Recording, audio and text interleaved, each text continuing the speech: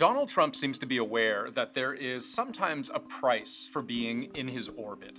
He posted on Truth Social, "Wayne Gretzky is the greatest Canadian of them all, and I'm therefore making him a free agent because I don't want anyone in Canada to say anything bad about him." A free agent, meaning he is giving Gretzky some space. Trump is trying to solve a problem he has, in a big way, helped to create because he's invoked Gretzky's name so often in his grand plan to make Canada the 51st state.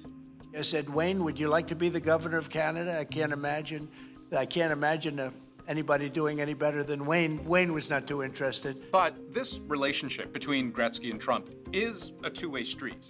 They're family friends. There are photos of them together. This one's from 2015. This is Gretzky's older daughter, Paulina, at Trump's Halloween party. Gretzky was at Trump's inauguration. He's been seen wearing a MAGA hat. And for some Canadians, his conduct at a high-stakes, historic hockey game had them asking, whose team are you on? I personally think one of the new names that should be added to Wayne Gretzky's nicknames is the disgraced one. Canada needs to take away Wayne Gretzky's Order of Canada.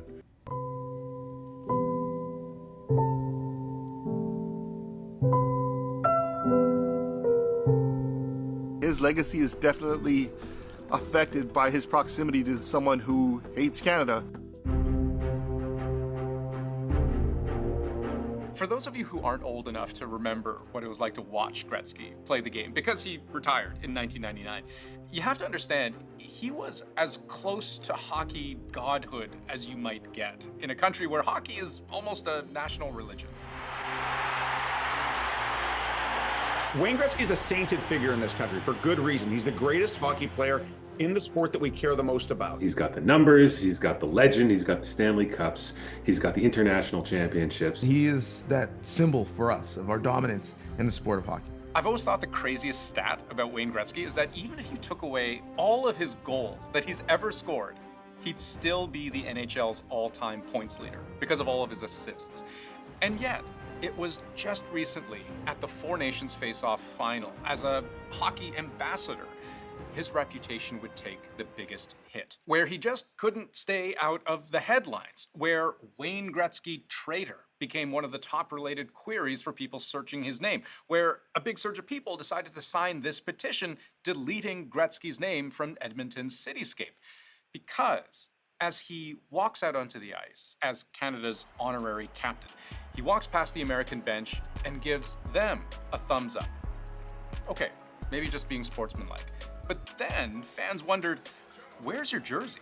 Where are your team colors? The other hockey legend, Mike Eruzione, seems to have gotten the memo. What about you?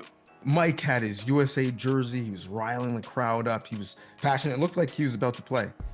Wayne Gretzky was in a neutral blue suit. And when many people saw Gretzky as the honorary captain, that alone upset them. No Canadian gear, and then he just completely ignores Team Canada. Why? Why do you even bother? Who are you kidding? We all hate you. We know you are no longer Canadian. We know you no longer respect your home country. And this game had been so steeped in bitter tension because of Trump's near constant threats of The tariffs. I am a tariff man. And of turning Canada into the... I'd like to see Canada become our 51st state. Very serious contender to be our 51st state. So in the lead up, you have both sides booing each other's national anthems.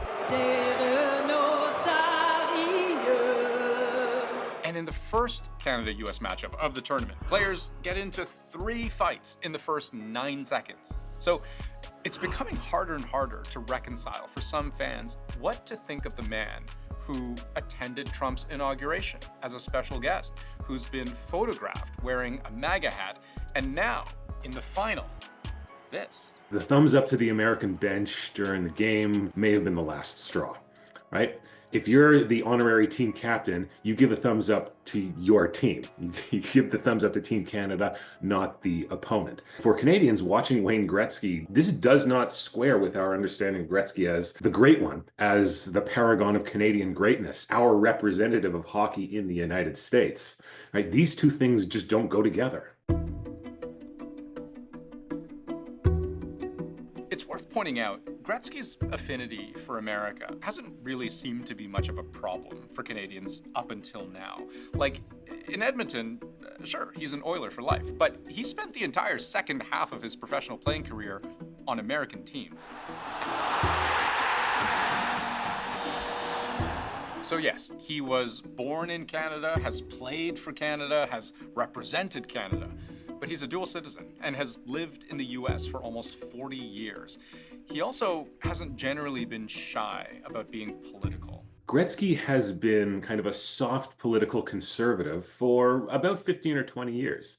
He has made political endorsements of Ontario Conservative candidates in the past. He was on board with Stephen Harper when Harper, was ultimately lost in 2015. So it's not surprising that Wayne Gretzky finds himself on that kind of right-wing side of the political spectrum. But it's anyone's guess how he feels about being sort of a prop in Trump's cross-border trash talking with the United States. Because so far, Gretzky has been entirely silent.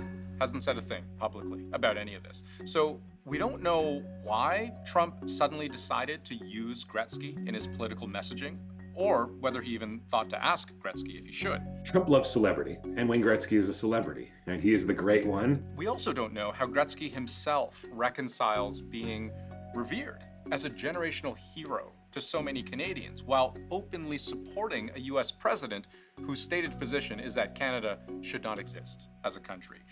But we do know, in at least some way, Trump got his friend into hot water, and he's now trying to get him out. Wayne is my friend, and he wants to make me happy and is therefore somewhat low-key about Canada remaining a separate country. He supports Canada the way it is, as he should, even though it's not nearly as good as it could be as part of the greatest and most powerful country in the world, the good old USA.